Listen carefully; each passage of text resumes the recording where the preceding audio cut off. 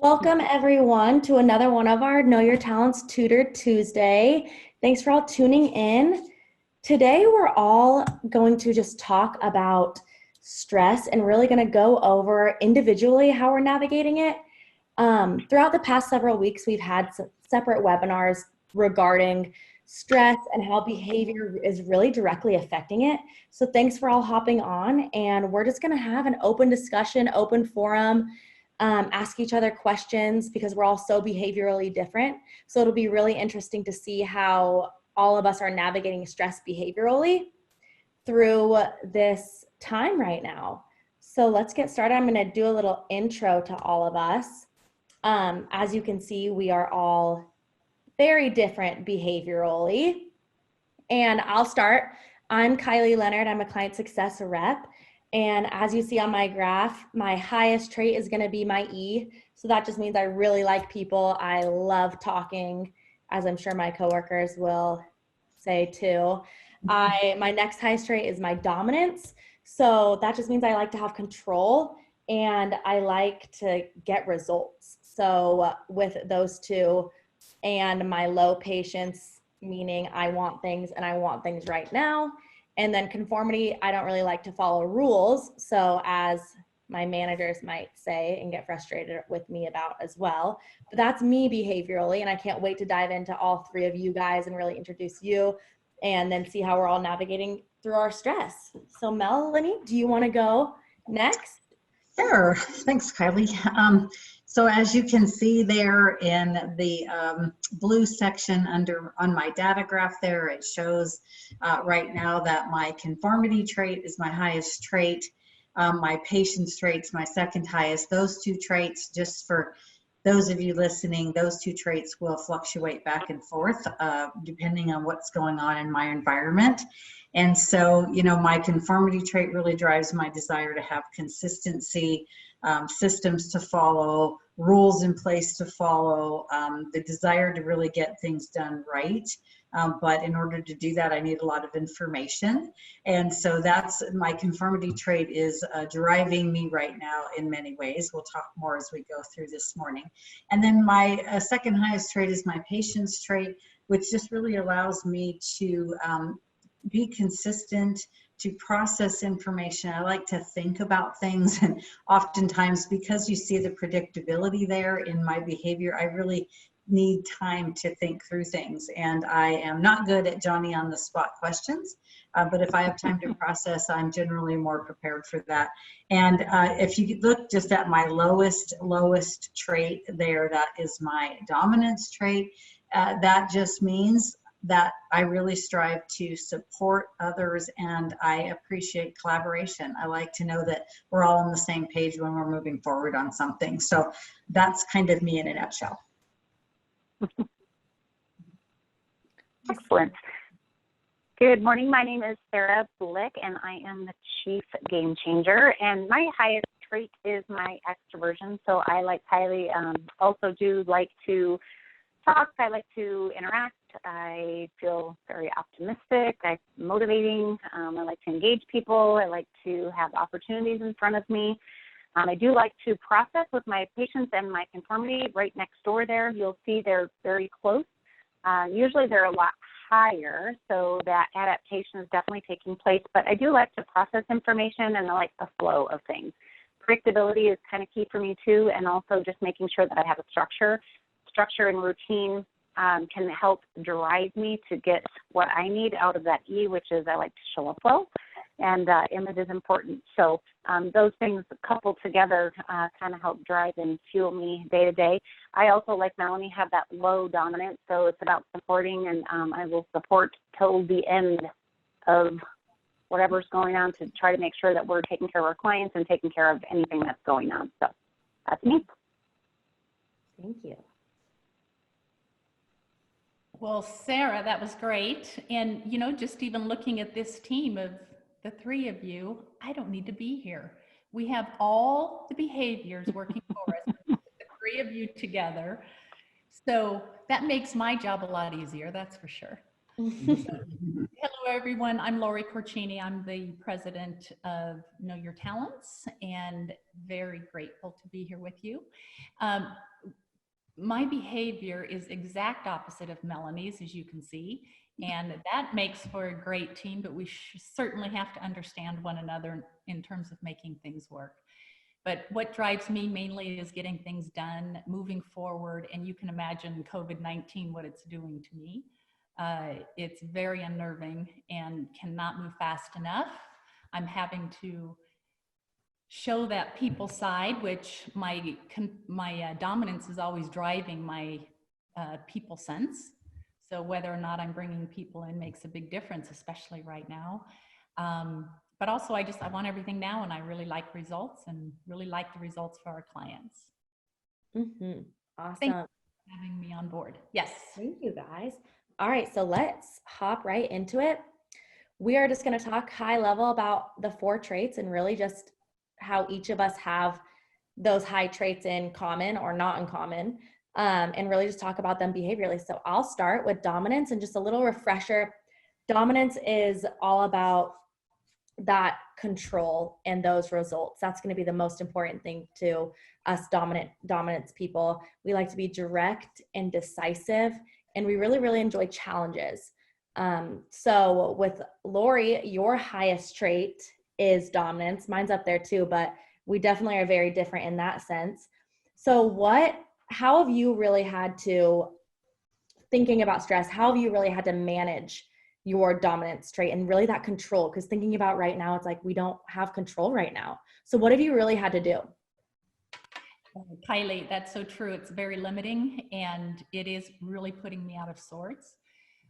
What I'm doing to really manage that is every day I wake up with a gratitude session, and I have to, because I have to recognize what is in my life that is so great, and I can control things, and that just really helps me every single day. That's the first thing I do. And also, the drive with the dominance really wants to move forward, and so the excitement of reopening communities right now is really feeding that drive, and yet we are having to do it so cautiously for everyone, and for both the employees, the customers, and no matter what we do to rebuild right now, we have to recognize that our customers may not come, especially when we're doing in-person facilitations, and that is really hard on my dominance right now. Yeah, absolutely. Do you have any tips and tricks for those people who are high dominant and are really having to struggle with control right now, whether they're a leader or in sales or whatever position they're in? What would you a few tips and tricks that they could take away? We all had our year-end goals coming into COVID-19, and that has changed drastically for Know Your Talents. And what we are recognizing we have to do is take small little steps just to get some priorities in line to be able to move to the next level. And, we can't accomplish everything at once because daily things are changing around us. But, I think one other way that I'm managing stress is when I recognize that I can help others, and our company, Know Your Talents, can help others. That makes me feel so good. And it really helps to relax that need to make things happen now. All I want to do is serve.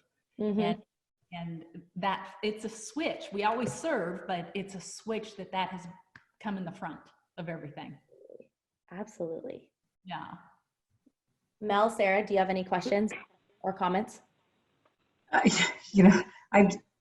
don't really have any questions, but I just have comments. And I just, thinking back on what Lori just said, about gratitude and just the kindness. In many ways, we feel that every day, just from her and her leadership, that she strives to, make sure that we all have what we need, and that we're staying in touch every day with our daily calls and things like that. But it is really interesting to watch, especially for those of us that have 2 traits above the midline, how we are adapting both of those during this time period. And for many out there that are listening, it's the same, right? And it's really paying attention to exactly which one is playing right now, especially when they're so close together like mine are.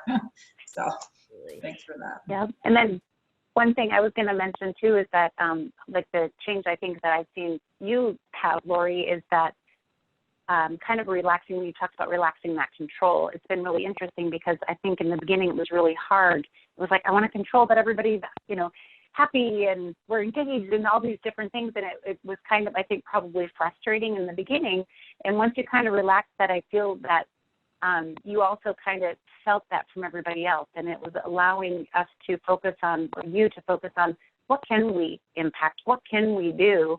And putting focus there versus the focus on how we all felt, because you couldn't really control that. And so I saw that kind of switch too. And it was really interesting because it really made us probably more diligent about what we were doing day to day too, more focused. Absolutely. Absolutely. Sarah, you want to take over that extroversion trait? Your highest? Sure.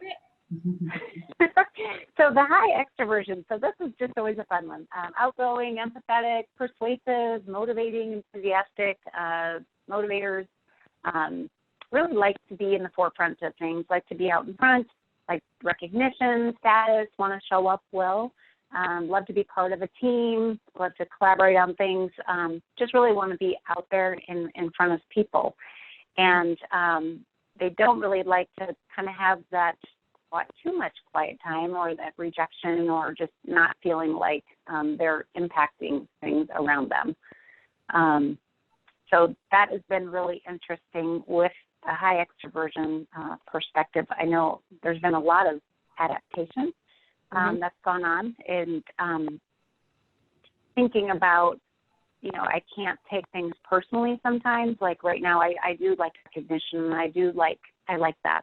And realizing that right now there might not be as much of that, and just recognizing in my mind that, you know, it's okay, but not to take it personally and not to take it inward. Also is just being high extroversions. We don't like to necessarily be direct because we want everyone to like what we say. So just even adapting that a little bit, and sometimes just saying, you know, what needs to be said, and realizing that, you know what, we are human and we don't always have to be showing up good. We don't always have to be everything's great. And that takes adaptation, definitely, for me. I know that. Really? Mm-hmm. I've had to adapt a lot with my high extroversion too.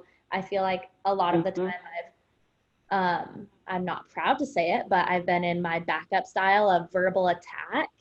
And I think that's just of everything being in the unknown, being backed up in a corner, not knowing what the heck's going on. And that's my way of dealing with stress, which obviously isn't the best way. But so that's something that I've had to adapt to also, is just taking a step back and realizing that no one knows what's going on. So probably isn't the best answer, and just causes more stress for everyone else around me. So not only is it stressful for me, but everyone else. Yeah. And one thing I even like to say on the flip side, with the low extroversion, for those that have that more private, confidential, don't need to be engaging as much, it's really important, I think, for us high extroversions to really keep that in mind, because sometimes we may go in and we may peck and we may want things and we might want that interaction, and they really don't. And so, again, kind of going back to don't take it personal, it's just really realizing that maybe they don't want that at that moment, and it's okay. That's something that I've had to adapt with Melanie. She's my direct manager, and we're polar opposites, and I have to have scheduled bug-ins with her of just me calling, texting, hello, pay attention to me, please. I need my E filled. So yeah, that's been a fun adjustment for sure. Yeah. Kylie, I want to say too, I have the high dominance and the high extroversion, and you know, I feel like right now too, they're in conflict with one another, because my extroversion and empathy is having to be out there, and it, you know, I have to, and I can do it and I adapt to it, but oh my gosh, I can feel the conflict. Even just in conversations with our clients and with other owners and CEOs, it's, you know, I want to tell them all the great things we can do, and yet I can't even have that conversation right now. Yep. That's not important, you know, so it really does mean that they're in conflict, and I suck it up and take big breaths and do a lot of listening. Do you see yourself flexing between like direct teller and like persuasive seller at all, like in that kind of conflict? Absolutely. Yeah. Yeah. Oh, Definitely. You know, and normally I would really try to push a little bit more, and it's just not the right time. yeah. Even though I think they need our help. Some of our clients definitely need our help right now, and they're taking it. But yeah, it's really interesting from my perspective with my behavior. Yeah. And that's an adaptation all on its own, having to adjust that, you know? And Kylie, if I could just say on the lower side of the extroversion, you know, from that perspective, it is funny because I love that you ping me and say I need time, because I just don't naturally think about that, right? Because for me, it's okay for me to just kind of sit here in my own little world and do my own little thing. And as a manager, you know, of people, that's just not okay. And so that's an adaptation that I really have to try to put forward in my mind every day, of reaching out to you and to Vicki and to everybody that just needs support on our team, as well as our clients, because I'm just naturally more prone to be a little bit quiet, especially if I'm in a weird environment, which I would say I am right now. Yeah. Absolutely. Right. You need time, Melanie. Yeah. I love talking to you. Thanks. Thank you. Any other questions or comments on that high E trait or low E trait, extroversion trait? Should we move on to pace? Yeah. Let's do it.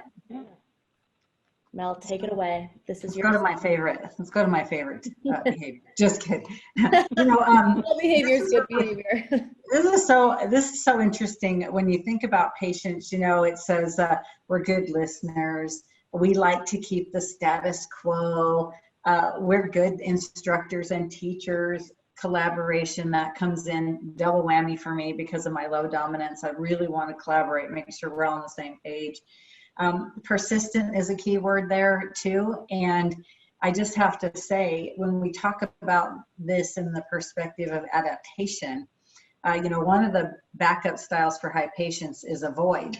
And I just think of the transition over the last 6 weeks of things that we've experienced as a team, you know, we've experienced personally. And I felt myself go into exactly that, a total avoid mode. And I had that, you know, for several days, couldn't seem to get myself past it. But my desire to teach people, it's the thing that gets me pumped up the most in my role, is being able to facilitate workshops and have conversations with customers and just support them. And all of that has come to a slow halt given the situation. So that's been really hard for me, knowing that I get my biggest amp from being able to connect with customers and support them as I do. And that to me has been probably my biggest adaptation, is just being aware that I can't do it the same way. We've got to do more things like this through webinar, which has certainly been an adjustment as well. But, you know, just knowing that, and the other part of that is the persistence and the, you know, also we like to be productive. You know, two of the key words when you open up a pro scan for somebody with high patience is dependable and productive. So I've struggled with both of those a little bit. I feel dependable. I'm thinking, okay, well, now I'm working from home. Geez, can I get up and can I go do something besides work? You know, can I go put a load of laundry in? Oh, I don't know. That feels weird to me. It takes me out of my productive state. You know, also I question, am I dependable if I'm doing things outside of what I should be doing work-wise? And I think that's really common for a lot of people out there today in this remote world, is that they're having to figure out how to get that feeling of still being dependable and also productive. And for me, my biggest struggle with that in the patience trait part for me is feeling productive, you know, getting back into a routine and just really feel like I'm doing what I need to do and doing it well every day. So that's been probably my biggest adjustment there. What about on the low side of that pace trait? Because I feel like that's going to be a big adjustment too. So Lori, one of your lowest traits is patience. You're just shaking your head. How's that affected you? How has this really affected you and your patience? I like to get on my spin bike and do whatever I want as fast as I can. Yeah. It's really difficult because nothing is moving fast enough. COVID-19 is not being fixed quick enough. Yep. communities aren't opening fast enough. Mm-hmm. It's really, really difficult. But Yeah. you just take big breaths and keep surviving. Mm-hmm. And Absolutely. having to adjust, be more patient is one of my hardest adjustments. I can't do it yet. I'm working on it, but it's hard. It's hard to be more patient. Okay, we have a few more minutes left, so let's jump into that conformity trait. Yes, let's do. Jeez. Your other specialty, Mel. Yeah. Well, boy, I tell you, I don't know. They're both a curse and a blessing, that's for sure. But, and with the conformity, we're all about having systems in place, following rules and having, just procedures that we stick to every day, and just the ability to get things done accurately. Mm-hmm. And so now you can see my highest traits moved to that conformity trait. And so I kind of moved out of that patience, my high trait patience, with the avoidance, and then came in now really intently in this conformity trait. And I'm really realizing I am such a creature of habit. And I like change, but I like to control the change, right? I can change things if I can control it. So this all being so out of control, and us just even in our team having to identify new strategies, new ways of doing things to meet the needs of our customers, and just making sure that we're getting things out there to support them, it has been a new adjustment, right? So we're just learning different ways that we can support our customers. And for me, it's changing what we've done day to day that I was just so in the routine and so good at and felt so comfortable in, to now where kind of feeling like a little fish out of water. And I know I'll get there, but it does take time for us high conformists, just because we so like that routine and having a system to follow. And so when we're in the mode of having to create the system or kind of recreate the system, for lack of a better word, that's been pretty hard for me to adjust to. And I feel we all have that other side. I call it the other side of our behavior, the maybe non-productive side. And for me, that conformity trait has just reared its head in the sense of being, I catch myself being more judgmental, more questioning, very skeptical. There's just so many things that I'm hearing about COVID and just everything that's going on in the world. So it puts me into a skeptical state of mind, which takes away my productivity. So it's just this, those two, and Lori said they're conflicting, or you asked Lori that's exactly how I feel about these two traits, because my patience trait just wants to do things for others and just continue to teach and train. And then my conformity trait comes in because things are missing and it shows up in a different way. So I think that's just really common probably for people across the world that are experiencing these things, but understanding behaviorally why it feels so weird helps me a lot because I can relate. I understand why it's happening. So it's helpful for me. Absolutely. You answered my question, nailed it right on the head about conformity is just really all about, kind of having those rules and that structure, and not having it can be stressful for sure. Thank you for that. Yeah. Yeah. And I think, like you said, Melanie, too, with that structure, it's like really important, because when you do have that, whatever that looks like in your current environment, that's super key, because it may change next week. But if you know that this is the week, this is what I'm doing, this is my structure that I have to work from, it feels good. Yeah, absolutely. Absolutely. Yeah, but now I just have to keep that, when Lori said she wakes up each morning being grateful, I think that's a big part of it. To help me manage it, I do have to stop and think about the good things that I have, and then also kind of get my checklist in line for the day or for the week, and that helps me to, kind of feel some sense of satisfaction as I can check things off. So I'm even relying on my checklist more than ever. Even I've been doing checklists. I'm not a checklist note kind of person, but boy, has that been helping me a lot, is just making a bunch of checklists and being able to check it off. That's like my own little recognition. Like, that's right. Yeah, I finished that. So you're giving it to yourself. Good job. And I keep adding to those checklists. Yes, which I love. Love it. Thank you guys so much. And just one important fact about behaviors, it's neither good or bad. It just is what it is. We are who we are. And I've really enjoyed this just candid discussion about how all of us have really been navigating stress. And Sarah, do you want to go over just the KYT offerings? Sure. So a couple things is we do have some awesome offerings through the end of the month for certifications. We're running a series of webinars. It could be about team communication, understanding your team, what makes them tick, how to become an effective virtual leader. So for a lot of you, that probably might be of high interest. How do you keep your employees in a high morale mode? How do you do that? So that's what we're actually going to be offering through the end of May.